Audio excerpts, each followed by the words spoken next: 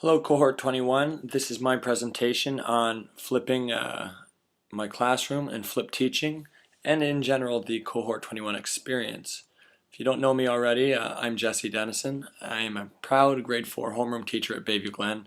You can check out my blog, cohort21.com/jdennison, and read about my experiences trying to make education as rich as I possibly can. My action plan, my Cohort 21 action plan was to develop technological skills that will allow me to provide a meaningful and relevant learning experience. Also, to meet some new friends who share similar goals. I think I was successful in both of these things.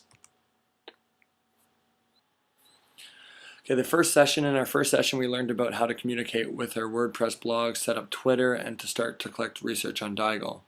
We also got to know the rest of the team. As you can see here, here's some pictures of my Twitter account that I started that day, my blog, and my Diagle account. All three have become valuable resources for me throughout this process. After my second session, I concluded my research on Class Dojo. So after the first one, I started playing with different technologies in my class and came upon Class Dojo. It was recommended to me by another teacher who's used it successfully, and also I did a lot of research on it.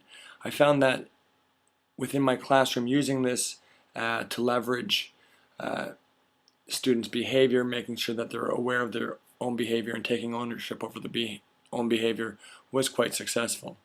It was also at this time that I started to consider maybe flipping my classroom and trying the flipped classroom model. To the left here, determine what you would like to explore when meeting your cohort colleagues. These were questions from our second face-to-face time. Consider key questions that you would pose to help raise deep into research the issue. So these were the two kind of questions that helped lead my investigation into flip teaching, that guided me. I then did a lot of research on flip teaching. I like this quote by Jonathan Martin. Flip your instructions so that students watch and listen to your lectures for homework, and then use your precious class time for what previously often was done as homework: tackling difficult problems, working in groups, researching, collaborating, crafting, and creating. He goes on, but basically what he's saying is that you're changing the knowledge-based time and doing that at home, so they're actually getting you as a teacher at their home, which I think is a very rich and meaningful homework experience, and then using that time in the classroom to really do higher order meaningful lessons. And it does free up your time, and as I've said throughout this whole experience, time is one of the most precious things a teacher can take advantage of.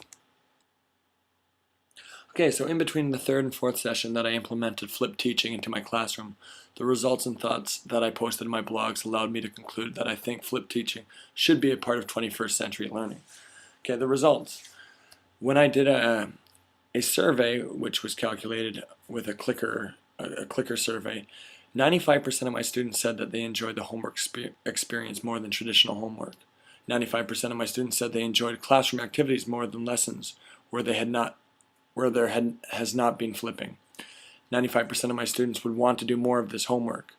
95% of my students like the differentiated nature of the following day's lessons. 17 of 18 parents who completed my survey said they really liked the experience. One family said they were undecided. The students did better on the end of unit assessments than any other unit taught to date. And personally, I really enjoyed the experience and have since then sought to expand my knowledge of flip teaching and want to do more of it. I continually am doing it in my classroom. In fact, just before this I sent home a lesson, a flipped lesson. Okay. So 3 of my many takeaways from the Cohort 21 experience. Number 1, everyone has a different level of comfort with both curriculum and technology. The easier you make the skills required to access the technology, the more diverse curriculum opportunities you can deliver through that medium. 2, technology facilitates 21st century learning. I think that's a fact. The best way to make sure this is done properly is to evaluate technologies, choose those best suited for teaching and learning, then provide time and expertise to master fundamental skills. I believe this is why groups like Cohort 21 are necessary. Finally, this is with my flipped teaching. Flipped homework is meaningful, transparent, and gives students power over their own learning. If done correctly, it is a valuable tool that gives a teacher many gifts, the most important being time. Okay. Then I thought about my experience. So here's me using a tool to record, kind of like a flipped lesson. I'll just play a little bit of it here. Hi, I'm Jesse Dennison. This is Camtasia that I'm using right now, and this you can find on my blog and in my Twitter.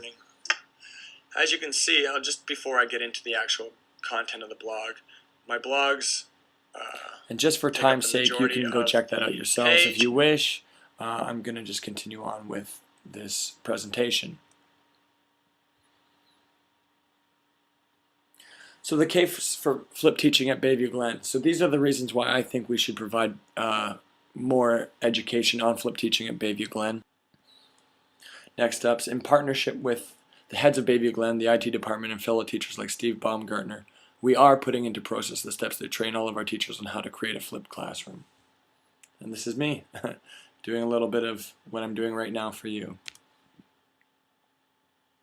In conclusion, unlike this multicolored skunk, the Cohort 21 experience didn't stink.